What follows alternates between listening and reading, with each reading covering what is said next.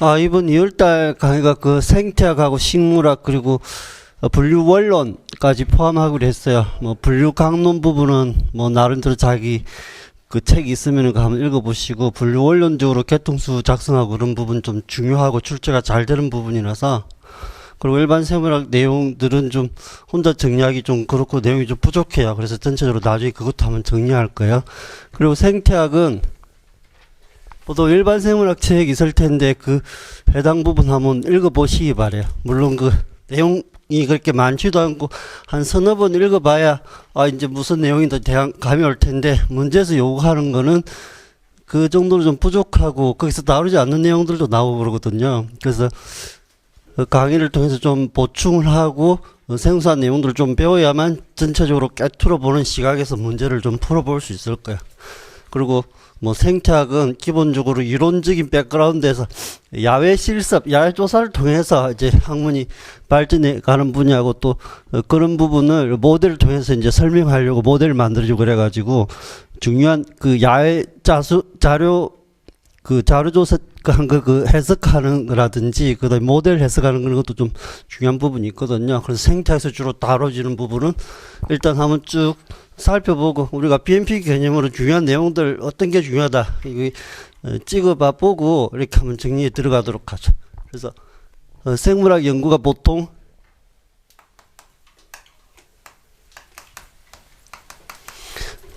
이제 그 생물학은 좀 복잡한 걸 좀 더 단순한 수준에서 많이 연구해 간다고 그랬죠. 그래서 뭐 기본적으로 고분자, 이게 생화학적인 거, 그 다음에 이제 세포 수준에서 뭐 소기관 이런 거 포함해가지고, 그 다음에 뭐 조지, 기관, 개체 이런 식으로 나눴잖아요. 보통 체계화돼 있다고 할 적에 생태학은 요 범위에서부터 출발하는 거야. 그래서 개체가 모여서 개체군, 그리고 개체군은 이제 영어식 표현 population이에요.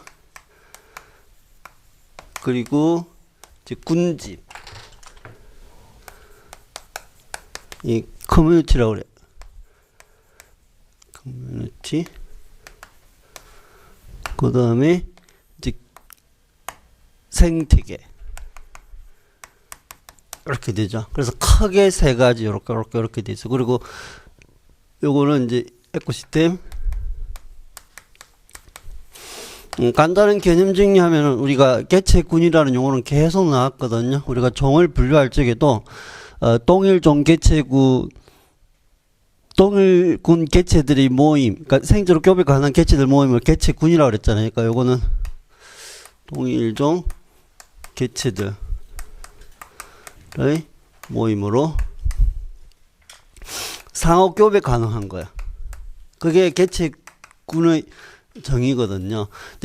개체군이 이제 보통 이게 양이 수가 많든 적든 어떤 시기 어떤 지역에서 우리가 야외 조사할 적에 그 지역 그 시점에 이제 모여 있는 그 동일종 개체들 모임을 우리가 개체군 이렇게 이야기해요. 같은 종이니까 상호 교배 가능한 거죠, 이런 식으로. 그리고 군집이라는 건 좀 더 큰 범위예요. 그거는 이종 개체군들, 집합 또는 모임 이렇게 돼. 이종 개체군. 그러니까 A종, B종, 예를 들어서 어떤 A라는 개체 한 마리가 있는데 요 같은 종에 속한 A 개체들이 여러 개 있잖아요. 그건 군집이 되는 거고요. 그 다음에 A종 무리, B종 무리, 이렇게 뭐 C종 이렇게 섞여 있겠죠. 이런 식으로. 요걸 통틀어가 우리가 군집이라고 그러거든요. 그래서 군집이라는 거는 다른 의미로 그 환경에서의 모든 생물을 이야기한다고 그랬죠. 그래서 야외 조사할 적에 어떤 지역에 모든 생물 다, 그 지역에 봤더니 나무도 있고 풀도 있고 뭐 코끼리도 있고 토끼도 있고 다 있잖아요. 그런 걸 다 통틀어가 군집이라고, 그 환경 군집이라고 그래서 모든 생물 이렇게 이야기. 그 두 가지 의미로 해석할 수 있는 거죠. 그러니까 엄밀하게 이런 의미가 있는데 보통은 일상적으로는 그 환경의 생물들 다 통틀어서 그냥 군집, 생물 군집 이렇게 표현해요. 그리고 생태계라는 것은 그 생물하고 환경 플러스거든요. 그래서 생물도 이제 군집의 개념이었죠. 결국 이제 모든 생물에서 생물 군집 플러스 환경 이렇게. 그 생물적 비생물적 이렇게 나누거든요. 이는 생물적 요인이고 이는 비생물적 인자. 생물 이제 두 개로 나눠져 있어요. 생태계라는 것은 그 환경의 모든 생물 그리고 그 환경 전체 뭐 환경이라는 건 빛, 토양, 뭐 공기, 물 이런 것 통틀어서 생존하는데 뭐 필요한 그런 거 다 있잖아요. 그런 걸 다 통틀어서 생태계라고 좀 더 넘어가면은 생물권이라는 게 있어요.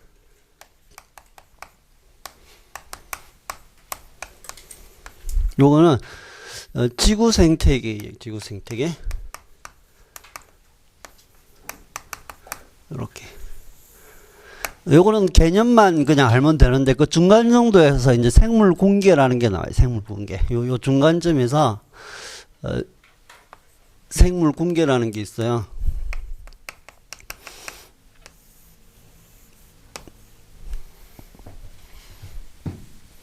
이게 그 MD 시험에서 한번 나오고 그 다음에 생물 공개에서 다루는 비그널 개념이 또 한 번 나왔고 그 전체적으로 한 두 문제 정도 나왔는데 생물 공개는 그 임용에서도 작년 더 앞쪽이니까 2010년에 한 번도 나오고 막 이런 식으로 요것도 그 열대우림 뭐 열대초원 사바나 뭐 툰드라는 거 있잖아요. 그런 부분들에 대한 내용이니까 이것도 나중에 좀 특징을 좀 정리해야 돼요. 그래서 봐요. 그 전체적으로 이제 요게 생물학에서 다뤄지는 거고 그 다음에 좀 추가적으로 보존 보건 생태학이라는 게 있어요. 이렇게 환경 파괴가 있고 종이 멸종하고 그러기 때문에 환경을 보존하고 종의 멸종을 막기 위한 나름대로의 노력이 있죠. 그런 거하고 관련된 거예요. 그래서 서식지 파괴라든지 종의 멸종 이런 부분을 좀 다루는 거거든요. 전체적으로 이렇게 돼. 그리고 좀 더 추가하면 이제 행동 생태학이라는 게 있거든요. 요거 행동 생태학은 예전에 근친 선택이라고 해서 뭐 유준학에서도 다룬 거 있잖아요. 친족 선택이라고 해서 그 땅다람쥐 있었죠. 위험을 무릅쓰고도 포식자가 등장하면은 자기 자매 땅다람쥐 구하려고 경고음을 내잖아요. 저 자신은 덜켜가지고 잡아먹힐 위험이 있지만 보통 이타적인 행동을 그때 하거든요. 그런 거에 대해서 그 친족 선택 뭐 이런 거 이미 출제가 되었고 그 다음에 각인 현상 있죠. 거위 같은 경우는 알에서 깨어날 적에 움직이다든지 소리 내는 그 물체를 보면 그걸 어미로 인식하거든요. 자연적인 환경에서 당연히 알에서 부화될 적에 자기 어미를 보기 때문에 자연적인 자기 어미를 인식하게 되는데 사람이 인위적으로 알을 부화시킬 적에 사람이 옆에 딱 있었으면 그 사람을 이제 자기 어미를 인식하고 계속 따라다니거든요. 그래서 이 각인 현상은 어떤 시기 전까지 그 요소가 만족이 되면 그게 평생 동안 지배를 하는 그 시기를 넘어가면 그 인격이라고 그러는데 인격이 넘어서서 그런 자극이 줬을 적에 아무 효과가 없는 그런 거라서 있는 이제 선천적인 거하고 학습적인 것 후천적이 약간 플러스된 그런 행동 패턴이 있거든요. 그래서 이런 건 이제 일반적인 개념 특징 구분해 둘 필요가 있고 그 다음에 꿀벌 그 먹이 팔자춤하고 원형춤 있죠, 그죠? 예. 원형춤 먼저 가까운데 원형춤. 네. 나머지는 이제 또 여러 가지 있는데 보통 이제 그런 부분은 그냥 대강 자료 보면 해석이 다 가능한 수준들이에요. 근데 약간 사전 정보나 지식이 있어야 되는 게 특히 이제 친족 선택 개념이나 꿀벌의 그 춤 패턴이 해석하는 거 있거든요. 가까운 거, 먼 거.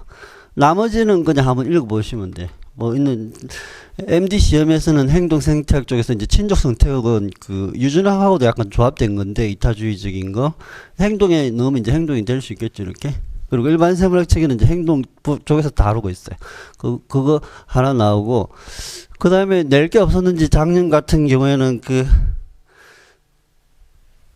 그 행동에서 이제 초파리 교미 행동이 먹이 섭식에 미치는 그것도 이제 사전 정보 들어 약간 해석이 되는 수준으로 나온 게 있어요. 그냥 자료만 보고 해석이 되는 게 있는데 약간 정보가 필요한 부분들이 한 요 세 가지 정도거든요. 나머지는 그냥 한번 좀 읽어보시면 돼요.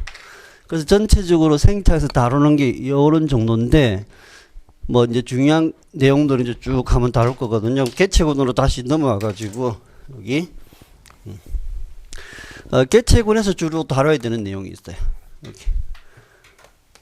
일단 개체군의 특성이라고 해야 되는데, 개체군의 특성이 이제 쭉 순서대로 나올 거거든요. 그래서 책의 별로 개체군 특성에 대해서 쭉 나오는데, 일단 개체군 밀도 있죠.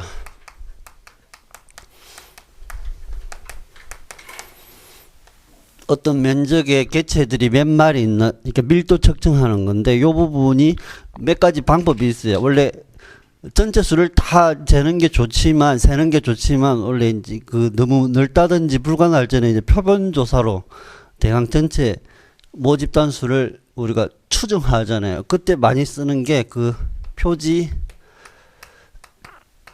재포획법 이거 있거든요.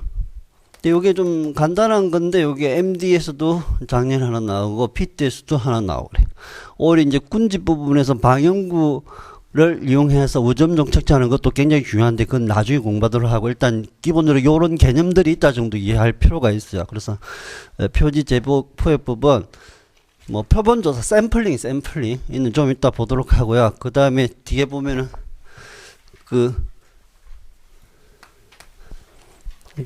책의 순서대로 그 연령 분포하고 생명포 있거든요. 그래서 생존 곡선 있네. 생명표는 테이블로 만들어 놓은 건데요. 보통 이제 요 생명포 이용해 가지고 순번식률 R0 계산할 수 있느냐, 이게 일단 중요해. 그냥 생명표는 뭐 연령 계급도 나누고 살아있는 개체수도 나누는데 그 표시하는 건데, 그 자료로부터 우리가 뽑아낼 수 있는 게 생체학적으로는 순번식률 계산하는 게 있거든요. 여기 MD 예비시험에 한번 나왔는데, 일반 생물학 책에서도 이 생명표를 주고 R0 이게 순번식률이라고 해가지고 이걸 계산하는 책이 있고 없는 책이 있어요. 그래서 일반 생물학 책에서도 이 생명표 줘가지고 구하는 책이 있어요. 그 보면은 브루크 생물학 책이라고, 거기 하여튼 거기는 R0 계산하는 게 있어요. 그 다음에 그 생존 곡선이죠. 이거는 1, 2, 3 다 구분해 줘야 돼요. 1, 2. 이는 수능에서는 계속 나오거든요. 그 생존 곡선 이게 1, 2, 3 구분하는 거 이거 있죠. 그래서 문제 풀 적에도 요런 생존 곡선 타입이 이제 지문에 등장했을 적에 1, 2, 3 타입이다, 어떤 거다 해석할 수 있어야 돼요. 예를 들어서 그 뭐 천이 초기에 잡초가 우거지게 팍 증식하잖아요. 잡초 같은 경우는 빨리 그 뭐 약간 이제 3타입에 속한다든가 그런 거 있죠. 예. 그런 거 약간 조합해서 문제 낼 수 있거든요. 그래서 생존 곡선 있고, 그 다음에 생활사. 생활사는 일반 생물학에서 다루는 거 이제 크게 R 선택, K 선택 비교하는 거죠. 요거. 작년에 피트 시험 지문에 등장했어요. 천이 초기에는 그 R 선택 쪽이 좀 우세하게 나타나거든요. 그런 지문이 등장했고, 요 자체를 그냥 또 비교할 수 있어야 돼요. 또 비교하는 건 그 MD 예비시험에서 한번 나왔었거든요. 근데 일반 생물학 책에서도 있는 어느 정도 다루고 있기 때문에 그 특징 꼭 정리해 두셔야 돼요, 이거. 그리고 생태학에서 다룬, 일반 생물학에서 안 다루는 게 또 2가지 정도 있어요. 그라임 식물 생활사 있거든요. 근데 생태학자들이 보통 자기가 좋아하는 연구 대상이 있잖아요. 어떤 사람은 어류를 하고 싶다, 어떤 사람은 식물 한다든지 좀 한정해서 많이 하거든요. 그러다 보니까 자기가 연구하는 대상 종에 대해서 이제 이런 걸 많이 생활사 모델을 만들거든요. 근데 요거는 이제 뭐 경쟁, 스트레스, 그 다음에 경쟁하고 스트레스하고 또 뭐죠? 그 하나 또 갑자기 기억이 안 나네. 요거 있고요. 그 다음에 와인 밀러 하고요. 요것도 생태학에서 다루는 거. MD에서는 이제 이런 걸 약간 출제할 수 있거든요. 요 기회주기적인 게 뱅상태와 뭐 주기적. 예. 일단 적어 놓죠. 주기적.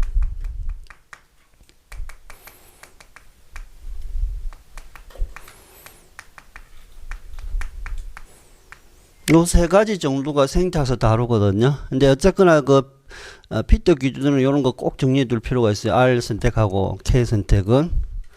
그리고 MD는 이제 구라임 요게 나왔잖아요. 이제 MD는 이제 와인밀리 로즈 이런 건 뭐 너무 세부적으로 들어가는 이런 건 이제 문제풀이 이런 데서 한번 다루면 돼요. 어쨌거나 R 선택, K 선택은 계속 중요하니까 MD 피트 막론하고 무조건 정리해 둘 필요가 있어요. 이렇게.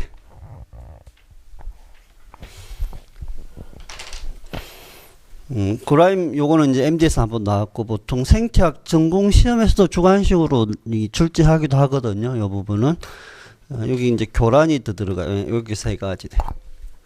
이렇게 그 생활사 부분도 등장하거든요. 그 다음에 등장하는 게 생장곡선이에요. 이것도 중요하죠. 생장곡선은 크게 두 가지 타입으로 나누거든요. 지수적 생장하고요. 로지스트형 생장, 로지스트형. 생태학이 보통 이제 야외 조사를 통해서 학문이 발달하고 모델을 많이 만들잖아요. 일종의 요 모델에서 이제 해석하는 내용들이 있는데 특히 이제 로지스트 생장 요거하고 관련된 자료 해석형 있죠. 자료 해석. 뭐 자료라든지 그래프 해석하는 거 있죠. 그러니까 이런 건 일반 생활에서는 그냥 개념적으로 약간 다루고 뭐 R을 어떻게 구한다 이런 정도로만 다루거든요. 그러니까 문제가 좀 복잡하게 나오면 좀 기본 개념만 가지고 접근하기 어려운 경우가 있어요. 그러니까 이 부분 어쨌거나 요 두 개 다 중요하니까 특히 이제 기본적으로 여기서 다루니까 R이라든지 K라든지 이런 개념들이 등장하거든요. 이렇게 이런 거 정리해 둘 필요가 있어요. 환경 수용 능력이라든지 개체당 개체군 증가율 서몰R로 표기하는 요 수치 어떤 의미가 있는지 이거 정리해 둘 필요가 있고 그 다음에 개체군의 밀도 조절, 밀도 조절. 요는 개념이에요, 개념. 요런 밀도 조절 개념이 요런 게 있다 정도 개념을 파악하는 게 중요해요. 이걸 문제화 시킨다기보다는 개념을 이해하는 게 중요한데 요거는 밀도 의존적 요인.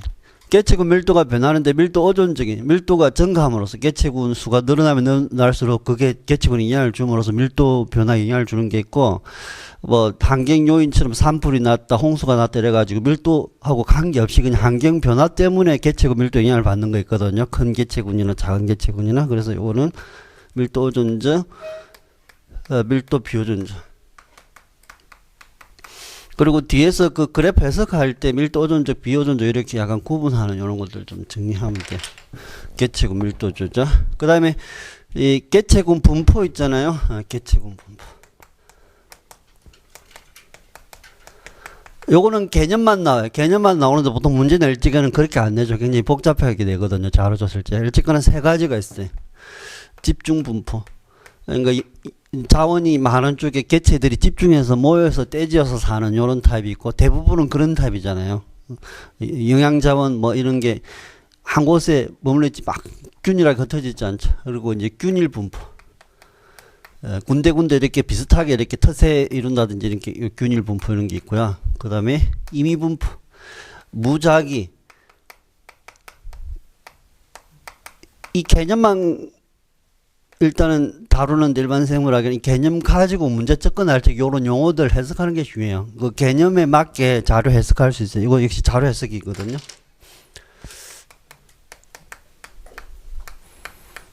자료 해석이 이것도 중요하거든요. 이런 부분.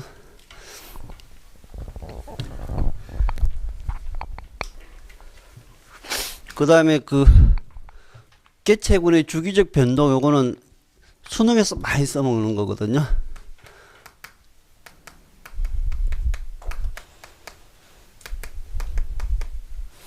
주기적으로 변동하는데 요 얘기를 보통 생태학에서도 크게 한 두 가지 정도 다뤄요. 그 주기적으로 변하는 거. 피식자가 먹이가 많아지면 포식자가 늘어나게 되다 보니까 토끼하고 그 시라손이 있잖아요. 그래서 그 눈신토끼 뭐 스라소니 요거 하고요. 그 다음에 온대지방 호수 있죠. 봄 가을에 플랑크톤 정식 조류 정식 조류 대량 증시 이렇게 돼 있어. 요게 이제 자료 해석할 적에 좀 중요한 개념이고. 순에서는 계속 써먹는데 MD나 P도 아직 안 나왔죠, 그죠? 어쨌거나 요 개념 자체는 좀 중요하니까 주기적으로 변동을 봄과 가을에 이렇게 막 두 번 요렇게 이렇게 증식하는데 그때 물이 가라앉았던 영양분이 풍부한 물이 위로 떠오르면서 그 영양 공급을 해주기 때문에 막 증식을 많이 해요. 이런 식으로 환경이 좋아지니까. 그래서 개체군에서 개체군 다루는 게 좀 요런 거고, 그 다음에 뭐 참고로 수용 능력 이야기 했잖아요. 수용 능력이 약간 척도가 될 수 있는 게 생태학적 지문이라는 용어가 있어요. 지문이라고 표현했는데 이제 요거보다는 이제 발자국이 맞죠. 예. 그러니까 토지 개념으로 가용 면적이에요. 그 보통 한 사람당 어느 정도 그 에너지 얻고 의식주 해결하고 쓰레기 치라는데 한 사람당 어느 정도의 토지 면적이 필요한 그런 건데, 요게 수치가 클수록 부족하다는 이야기예요.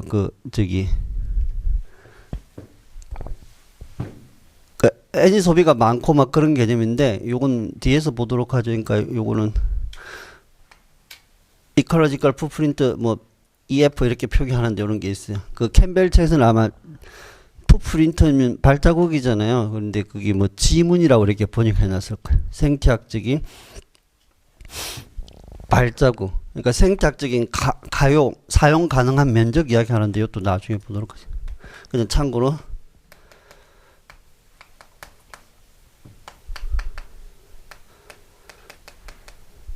이렇게 요게 이제 개체군하고 관련된 개념들이고, 개체군의 요런 부분을 다루는 걸 이제 개체군 생태학이라고 그래요. 그래서 우리는 생태학에서 개체군 생태학을 보통 다루고 요런 내용들을 다루거든요. 그 다음에 이제 군집에 대한 걸로 넘어가잖아요. 군집. 군집에서 일단 여기 군집. 군집 생태학에서 중요한 개념들을 찾아내야 되는 게 일단 생태적 지위 있죠. 생태적 지위. 이거는 기본적인 개념이에요. 생태학 공부하면서 마주치는 기본적인 개념인데, 그 군집 내에서 그 개체군이 어떤 역할을 하느냐, 뭐 이런 걸 포함해서 그 생존 생식에 영향을 주는 모든 환경 요건 이런 걸로 뭐 정의가 여러 개요. 있는 생태학자마다 생태적 지위 개념을 여러 관점에서 정의해가지고 개념이 좀 몇 가지 돼요. 그래서 그 부분은 나중에 정리할 필요가 있어. 그 다음에 군집이라는 게 여러 종이 같이 모여서 하는 거잖아요. 이종 개체군들이 막 모여 있어요. 그러니까 그 종 간에는 어떤 상호작용이 일어날 수도 있고 안 일어날 수도 있는데, 일어나는 게 우리 관심사잖아요. 그래서 종 간 상호작용을 다루거든요. 보통 종 간 상호작용을 다룰 적에 두 종이 둘 다 이득을 보는 게 있고, 하나는 이득, 하나는 손해 보는 게 있고, 둘 다 손해를 보는 경우 있고요. 하나는 이득, 하나는 아무것도 영향을 안 받는 경우 있고, 하나는 손해 보고 하나 영향을 안 받는 게 있고, 그냥 둘 다 아무런 영향이 없는 이런 식으로 나눌 수가 있어요. 조합적으로. 근데 우리가 특히 이제 중요하게 다루는 게요, 그 경쟁 하고 관련된 거. 또 경쟁은 예가 있고 모델이 있고 막 이러거든요. 그 다음에 이제 포시, 그 다음에 이제 공생, 이 세 가지 이렇게 다루거든요. 요 세 가지 중에, 그러니까 경쟁은 서로 이제 둘 다 마이너스예요. 같은 자원에 서 서로 경쟁하니까 다 불리하죠. 서로 이제 생장에는. 근데 포식은 하나는 이득이고 하나는 손해, 이런 타입이잖아요. 잡아먹는 게 이득, 공생은 세 가지가 있어요. 둘 다 이득인 경우 있고요. 하나는 이득이고 하나는 손해인 경우 있고요. 하나는 손해고 하나 이렇게. 그러니까 보통 공생하면 둘 다 이득인 상호 이익이 되는 상리공생 개념만 생각하는데, 아니 그 세 가지로 더 나눌 수 있어요. 그래서 공생이라는 것은 상리공생, 한쪽만 이득이면 편이죠. 오히려 한쪽이 해가 되는 건 편해, 이렇게 해요. 이렇게 세 가지가 있어요. 세 가지. 세 가지가 있어요. 공생은 상리만 해당하는 게 아니야. 근데 문제 출제할 적에는 이 개념들도 중요하지만 보통 이제 자료 해석할 적에 상리 공생에 대한 거, 그 MD에서는 두 번이나 나왔거든요. 한 번은 그 깍지벌레하고 개미 관계, 또 작년에는 포식하고 조합시켜 가지고 그 뿔매미가 이게 나무즙을 빨아먹으면 개미가 와서 이제 꽁무니에 그 달콤한 걸 빨아먹거든요. 그때 서로 보호를 해주는 상류공생 관계가 있는데, 이제 개미 같은 게 뿔매미를 아니 저기 포식자가 그 위협하니까 이제 개미가 그걸 보호해주는 방식으로 또 그래서 포식하고 추가돼서 한 건데, 또 자료 해석하면 그렇게 어려운 건 없을 거예요. 나중에 보면 알겠지만 뭐 이런 게 있는데, 특히 이제 경쟁하고 관계된 거 개념 정리해야 되는 게 모델 해석하는 두 가지가 있어요. 그래서 경쟁하고 관계 뭐 경쟁 베타, 보통 생태적 지위 먹는 거 사는 거 똑같으면 서로 한 종이 멸종하는 그런 개념이 경쟁 베타거든요. 그 다음에 경쟁을 피하기 위해서는 또 진화가 일어나잖아요. 그래서 이제 나타나는 게 뭐 자원 분할, 자원을 약간 나눠 쓴다든지 이런 개념 정리하는 거. 그 다음에 이게 장시간 오랫동안 그런 식으로 자연에서 되게 일어나면 아예 다른 자원을 이용하도록 유전적으로 바뀌는 수준까지 가는데, 그런 걸 형질 치환이라고 그러거든요.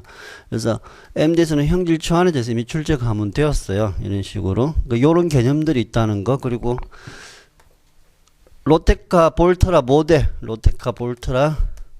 모델이 있어요. 그 해석하는 거. 요 부분은 이제 MD 수준에서는 좀 정리해야 될 주제인데, 임용에서는 이게 두 번이나 나왔어요. 로테카 볼테라 모델 그 해석하는 그래프가 있거든요. 뭐 간단히 그리면 이제 요런 그래프 요렇게 있고 뭐 요런 그래프 있거든요. 그림만 일단 그려놓지, 대강 요런 개념이 중요하다는 거 하니까 요렇게 두 개.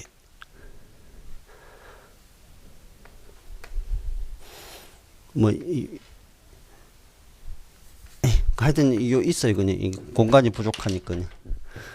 이렇게 포식도 그 모델이 있어요. 있긴 한데 이제 그냥 요런 건 이제 일단 기본적으로 요런 거 뭐냐 하면은 자료 해석이에요. 자료 뭐 그래프 해석.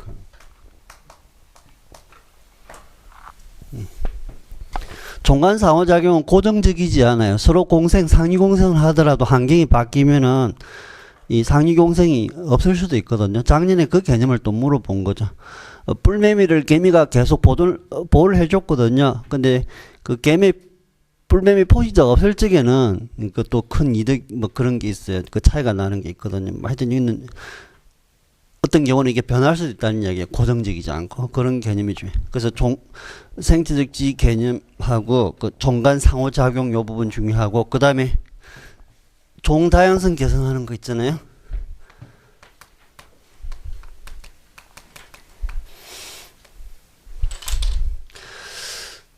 일반 생물학 책에는 이게 다루는 책이 있고 다루지 않는 책이 있는데, 샤논 다양성 지수 있죠. 다양도.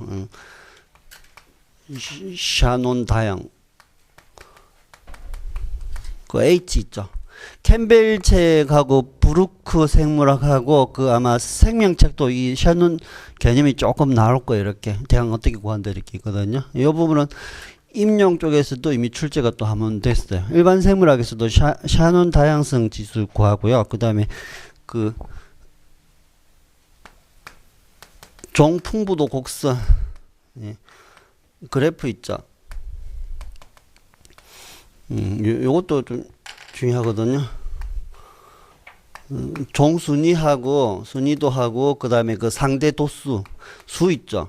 뭐 이렇게 해가지고 이렇게 계산하는 거 있거든요. 이것도 워낙 중요한 그림인데 MD에서는 나왔죠. 예. 그래서 요런 부분 역시 해석하는 거 남아 있고, 이제 피트 같은 경우는 요런 자료 해석하는 거 상대 도수, 종순위도 뭐 요런 종이 있다든지 뭐 비교하는 거예요. 종다양성 비교하는 거. 종다양성에 대한 개념을 일반 생물학에서는 다 설명을 해놨어요. 그림으로 간단하게. 균이종 균일하게 균등하게, 약간 종이 5개 있으면 그게 5개씩 균등하게 있느냐, 한 종만 우수하게 좀 많이냐, 뭐 요런 개념 있잖아요. 그래서 종다양성 요 개념에서 일반 생물학 한번 찾아보시기 바라요. 요 부분. 요건 이제 일반 생물학 책에서는 안 다루는 건데, 요런 그래프는 MD에서 한번 나왔고, 뭐 있는 생태학에서는 이게 중요하거든요. 네, 그래서 요거 두 가지 정도 이렇게 뭐 심슨 지수 이런 것도 있는데, 그거는 뭐 수업 중에 한번 그냥 간단히 살펴보도록 하고요. 그 다음에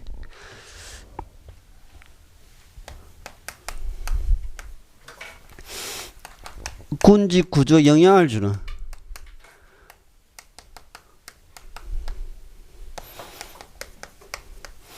군지 구조에 큰 영향을 주는 그런 종들 개념이 있거든요. 그게 크게 이제 우점종하고요. 그 다음에 핵심종이 있어요. 개념을 구분하는 게 중요하거든요.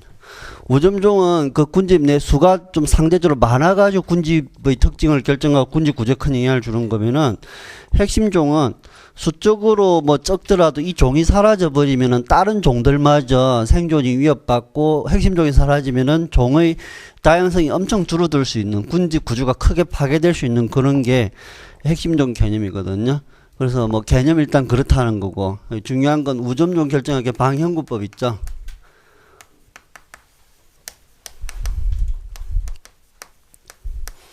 요게 워낙 또 많이 출제가 되죠, 생태학에서는. 원래 생태학에서는 야외 조사라고 그랬잖아요. 우리는 워낙 이런 기본적으로 하거든요. MD 시험 초창기 예비 시험에서부터 이미 이게 한번 다뤄졌죠. 1회 시험에서부터. 예, 그 정도로 중요한 거라서 그거부터 써먹는 거예요. 워낙 중요한 개념이니까. 그래서 그 핵심종 말고 이제 우점종 그 방형구법으로 그 뭐 결정하는 게 상대 밀도, 상대 빈도, 상대 피도 이 세 가지 결정해서 수치가 제일 큰 게 이제 우점종으로 결정되는 게 있거든요. 그 부분 정리할 거고, 그 다음에 군집에서는 영양 구조,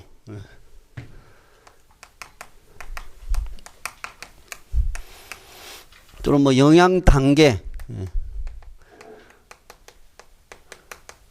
뭐 생산자, 소비자, 분해자, 뭐 1차 생산자, 1차 소비자, 2차 소비자, 뭐 이런 개념 많이 들어봤잖아요. 이거 우리가 또 많이 쓰는 게 뭐야? 바로 먹이 사슬, 먹고 먹히는 관계하고, 그다음에 먹이 그물, 뭐 이런 개념이 있거든요. 개념을 일단 챙겨둬야 되고, 그거보다 더 큰 의미로 이제 딱 에너지 흐름 요런 데서 이런 게 좀 중요해요.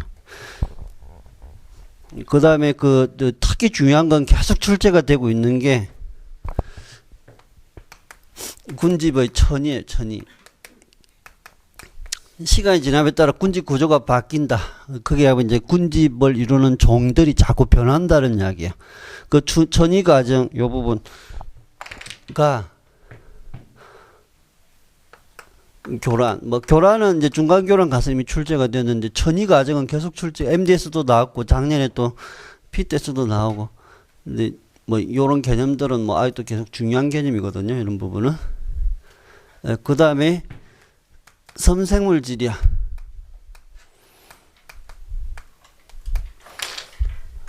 MD 같은 경우는 워낙 이제 출제가 기본적으로 뭐 대부분 됐기 때문에 이제 안 되는 데서 출제하려고 그러잖아요. 그러다 보니까 작년 같은 경우는 이제 행동 생태학에서 약간 개념 가져와가지고 자료 활용한 것도 있었는데, 요 부분 아직 출제 안 됐거든요. 일반 생물학도 있는 자세히 다뤄요. 자세히 다룬다기보다 이제 기본적인 개념은 다 다루거든요. 모델인데, 일종의 모델이에요, 모델. 그렇지만 요 해석하는 거 중요하기 때문에 섬생물질학 정리 잘 해둘 필요가 있어요. 그 다음에 이제 대강 요런 거를 다루는 게 군집 생태학이에요. 군집 생태학. 뭐 중요한 개념들이 다 녹아 있어요. 그 다음에 이제 생태계 생태학. 생태계에 대한 건 생태계 생태학이라고 그러거든요. 그래서 생태계에서 다루는 거는 크게 뭐냐면은, 옛날에 단답식에서 굉장히 많이 물어본 개념이 있어요. 물질은 순환하지만 에너지는 순환하지 않거든요. 그래서 물질은 순환하는 거 이거 맞아. 에너지는 순환이 안 되고요. 일방향적인 흐름이라고 그래. 이렇게 순환이 안 되는 거 순환이 되는 거거든요. 이런 지문에 많이 에너지가 순환된다 이런 개념 자체가 잘못된 거예요. 그런 건 지문에 또 써먹을 수 있어요. 그 편입에서 워낙 많이 써먹던 게 에너지 순환된다, 에너지와 물질 순환된다 이런 건 에너지 순환 안 돼요. 일방향적으로 흘러가거든요. 생산자가 유기물을 만들면은 그게 이제 1차 소비자, 2차 소비자 흘러갈 뿐이에요. 그 생물계도 마찬가지고 생태계도 마찬가지고 연력학 법칙을 따르거든요. 그래서 생물이 이용할 수 있는 어떤 에너지가 다음 단계로 넘어가잖아요. 그 넘어가는 중에 일부 에너지들은 이용할 수 없는 열로 사라져 버리잖아요. 그 사라진 열을 다시 획득해서 다시 재사용할 수가 없거든요. 그래서 순환이 된다는 표현은 절대 안 해. 에너지 효율이 100%가 아니기 때문에 순환이 될 수가 그런다 이 개념이 중요하거든요. 일단 요거부터 챙겨 두셔야 돼요. 그래서 생태계는 에너지하고 물질에 대한 거거든요. 일단 기본적으로 아까 생태계 정의가 한기가 생물이라고 그랬잖아요. 근데 거기서 주로 다루는 것은 에너지 생산. 생산. 근데 요 생산에 대해서 우리가 개념을 구분해야 되는 게 1차 생산이 뭐냐, 2차 생산이 뭐냐, 이거 중요하거든요. 그래서 1차 생산 개념하고 2차 생산 개념이 중요해요. 개념 구분하는 거 중요하거든요. 1차 생산은 그 뭐 독립이양생물이 그냥 유기물을 만들잖아요. 그런 게 일종의 1차 생산 개념이. 2차 생산은 소비자들, 뭐 사람이 예를 들어서 그 에너지를 얼마 얻었는데 그 중에 그 생장에 얼마를 썼다 이런 개념이거든요. 그래서 1차 생산하고 2차 생산 좀 다르고, 그 다음에 에너지 흐름 아까 중요하다고 그랬죠.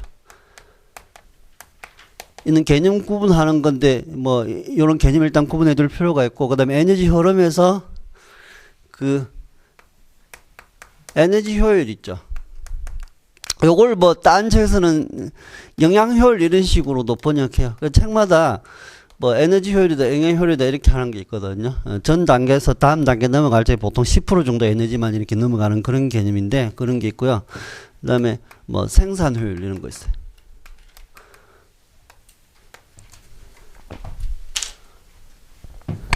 그 다음에 그 뭐 생태 효율, 책에 따라 이걸 또 생태 효율 이렇게 쓴 게 있어요. 근데 수업에서는 이제 요거 에너지 효율 개념하고 그냥 생산 효율 이렇게 쓸 거거든요. 책마다 번역 용어가 좀 다르기 때문에 그냥 그렇게 쓰고 있어요.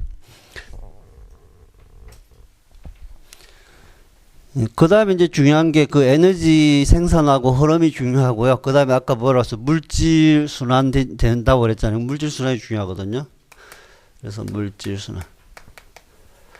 물질 순환은 그 탄소, 질소, 인, 크게 요 세 가지잖아요. 그다음에 황 이렇게 있거든요. 그다음에 뭐 물의 순환도 있는데 특히 출제가 많이 된 거 질소는 계속 나오죠. 질소 계속 나와요. 작년에 뭐 나오고 MD, 임용 뭐 또 그전에 또 나오고 계속 나온 게 뭐 맞은 계속 강조했던 건 질소 순환은 워낙 뭐 중요하게 다루니까 이렇게. 나중에 식물에서도 그 질소 동화 과정도 중요하거든요. 그 부분도 정리 잘 해두셔야 돼요.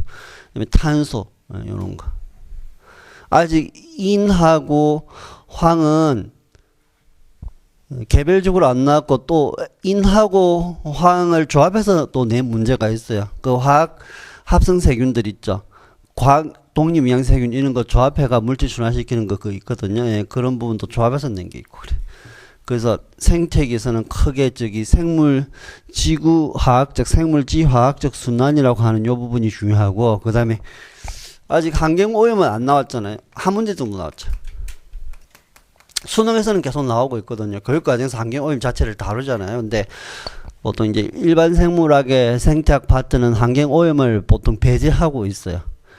고등학교 교육과정에서만 다루고 있고, 그 다음에 생태학 전공 서적에서도 이 부분을 자세하게 안 다루고 있거든요. 그렇지만 우리 MD 예비시험에서 한번 다뤄진 예가 있고, 이제 수질 오염하고 대기 오염 이렇게 있죠. 근데 MD에서는 또 뭐가 다뤄졌냐 하면은 그 BOD 측정하는 거 있죠. BOD. 오염이 많이 될수록 유기물이 많기 때문에 그 유기물을 분해하려면 산소가 많이 필요하거든요. BOD 수치가 크게 나요. 그래서 특히 이제 BOD 측정.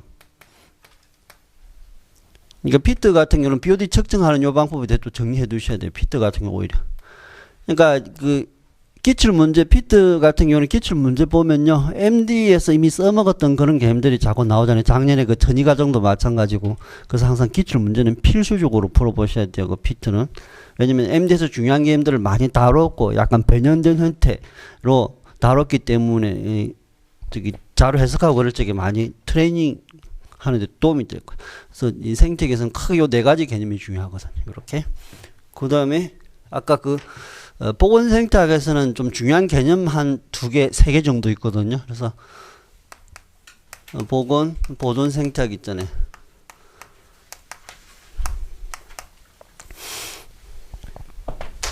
첫 번째는 서식지 막 파괴되고 있죠.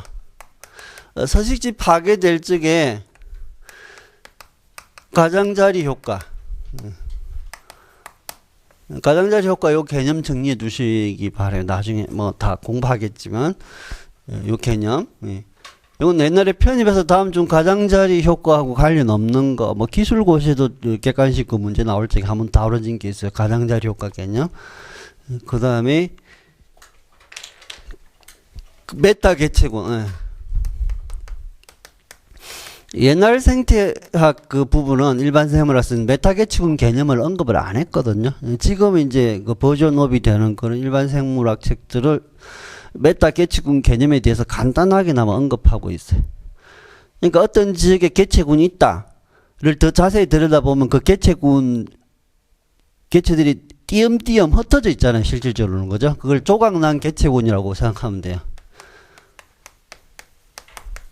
그래서 이 부분 그 동태, 다이나믹한 동태, 그거 전반적인 특징 이런 거 좀 정해둘 필요가 있거든요. 메타 개체군, 메타 파퓰레이션이.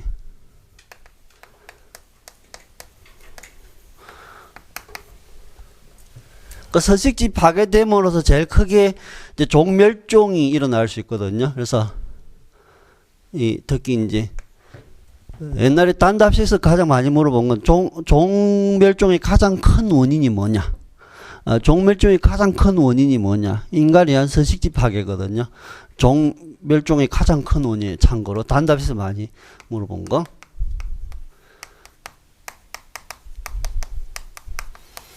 그럼 지금은 종을 멸종시키는 가장 큰 원인이 사람인데 사람이 계속 환경 개발하느라고요. 종 멸종 속도가 옛날에 그 멸종이 크게 일어난 대멸종 시가 몇 군데 있었는데 지금은 그때보다 더 많이 일어난다고 그러죠. 예, 그 사라지는 속도가 지금은 훨씬 옛날보다 더 심하대요. 사람이 그 생태계를 계속 파괴하다 보니까. 그래서 가장자리 효과하고 메타 개체군하고 그 다음에 또 하나가 뭐냐면은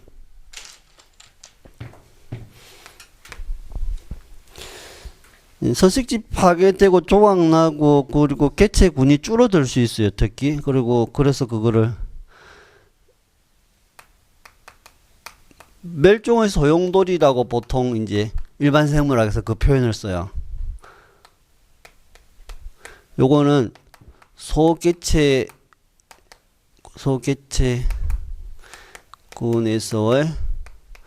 R 효과 개념이에요. 요런 건 아마 개념상으로 보통 이제 등장하는 경우가 있을 거예요. 소개체군들은 생존도 불리하고 생식도 불리해서 오히려 멸종 위험이 더 커지는 거를 이제 R 효과라고 그러거든요. 요건 이 개체군 부분에서 그 그래프 그려가면서 개념을 정리하도록 하죠. 그 다음에 이제 보통 구분 개념이 이제 지표종이라는 게 있고요. 그 다음에 그 우산종이라는 게 있고, 뭐 기대종이라는 게 있고, 뭐 핵심종이라는 게 있고, 보존 생물학에서 이제 이렇게 쓰는 용어들이 뭐 참고로 이런 게 있다 정도. 하여튼 이 가장자리 효과, 메타개체군, R 효과 이런 개념들이 여기서 중요한 개념이거든요. 나머지는 그냥 일반 생물학에서 일반적인 내용들 조금 서술해 놨으니까 그런 거 그냥 한 번 정도 읽어보면 될 거예요. 그래서 생태학에서 다루는 내용들이 대강 이런 식으로 돼요. 그 대강 뭘 공부해야 되고 뭐가 대강 중요한지 아시겠죠. 그래서 그런 부분은 나중에 이제 참고서적 찾아서라도 한번 시간 날 때 한번 살펴보고 그러면 될 거예요. 그럼 5분간 쉬었다가 다시 할까요?